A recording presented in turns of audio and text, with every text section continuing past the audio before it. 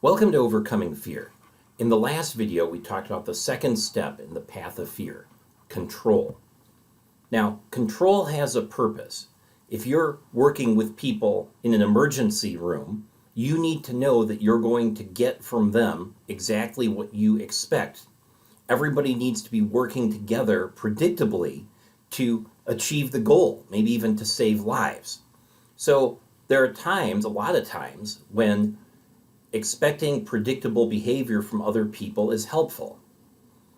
But there are other times when that's not the case, and especially is true when we're dealing with the way people feel. You can't control other people's emotions, and we certainly try. We use all sorts of strategies, and they're not always negative. Helping someone out so that they help you out in return, that's a form of control. Saying, I'm going to be nice to you so you can be nice to me back, that's a form of control.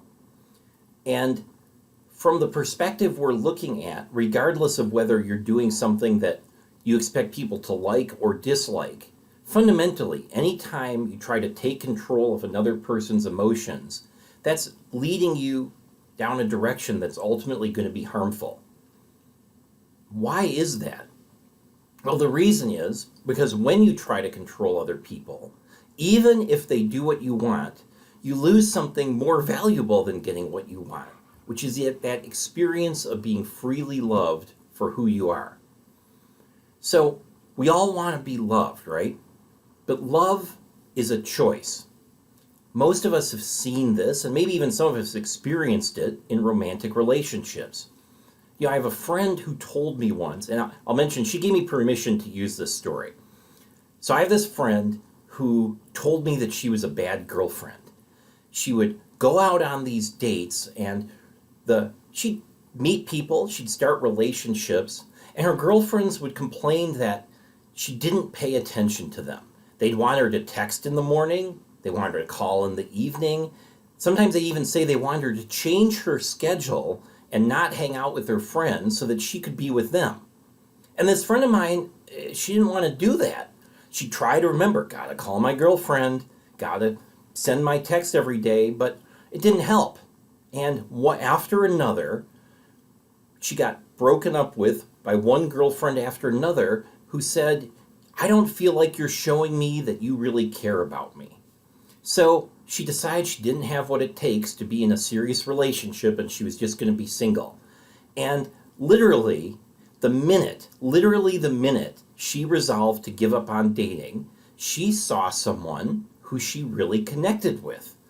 Before long, she was texting this girlfriend in the morning. She was calling every evening. She rearranged her whole schedule so they would spend time together.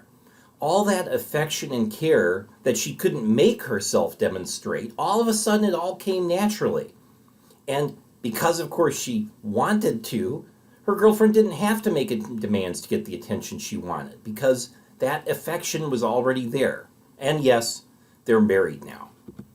So the point is, even if you can force someone to do what you want them to do, you can't get them to feel what you want them to feel. And the people who you don't have to obligate are the people we most want to be this. If you think about the people you spend time with during the day, your friends, coworkers, family, romantic partners, there are people you have to be around, and there are people you want to be around. Or probably more accurately, there are pieces of have to and want to in our relationships with everyone around us. Now, when you think about the relationships that bring you the most joy, are they the ones where you have to be with the person or the ones where you want to be with the person? Even more importantly, are the relationships you value the most the ones where people have to be around you or the ones where people want to be around you? Now, I've asked this question of a lot of people, and the answer is always the same. Want to. There's something really good about being around someone who just enjoys spending time with you. And so it might be obvious that the relationships we want are the most joyful, but we spend a lot of time trying to get relationships with people who have to. So I'm going to go on a limb here and say that we can just drop that, because nothing is better than being with someone who truly wants to be with you. I'm going to say that again. Nothing is better than being with someone who truly wants to be with you. And I'm not talking just about romantic relationships. We can be with people in a lot of different ways.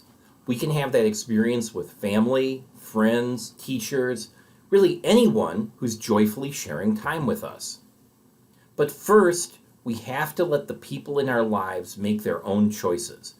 We have to give up control and allow ourselves to feel the fear that comes with loss of control.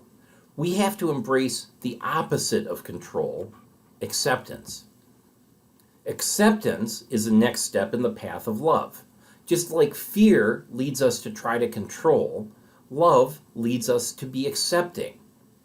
We'll talk more about acceptance in the next video. For now, I just want to say that acceptance is not approval. Accepting someone doesn't mean that you pretend you like what they do, but it means recognizing that we can't decide what other people are going to do. So in that sense, acceptance flows from love and strengthens it. Our questions this week are about our desire for control. Do you ever try to get what you want? How do you get people to do what you want? And if you're together, we can pause a moment and you can talk about that. If you're just by yourself, then there's a chance for you to write down some answers. Past that, we have an experiment. This is something to do this week.